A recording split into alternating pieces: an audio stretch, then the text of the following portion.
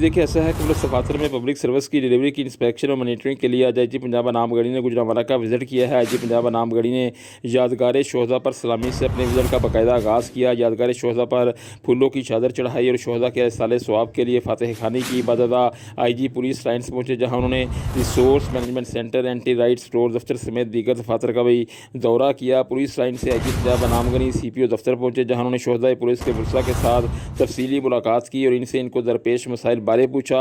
IG Punjab ने खिदमत मरकज़ में स्टाफ की वर्किंग का भी जायज़ा लिया और साइलिन से ज़मन में फीडबैक भी लिया और शहरियों को बेहतर से बेहतर सर्विस देने की हदायत की।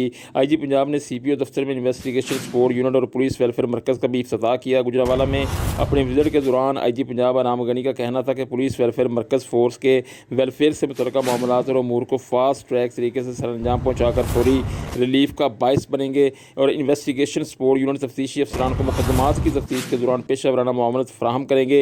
इस मौका पर आईजी पंजाब का मज़ीद कहना था कि थानों की वर्किंग को बेहतर बनाया जाए और अवामी मसाइल के हल के लिए कोई कसर ना उठा रखी जाए। ख़वातीन और बच्चों से मुतल्लिक़ जुराइम के मुकदमात का अंदराज और तफ्तीश में किसी भी किस्म की कोताही का मुजाहरा ना किया जाए। दौरान ड्यूटी शहरियों के साथ खुश अखलाक़ी से पेश आया जाए और इनके मसाइल के हल के लिए हर मुमकिन इक़दाम उठाए जाएँ।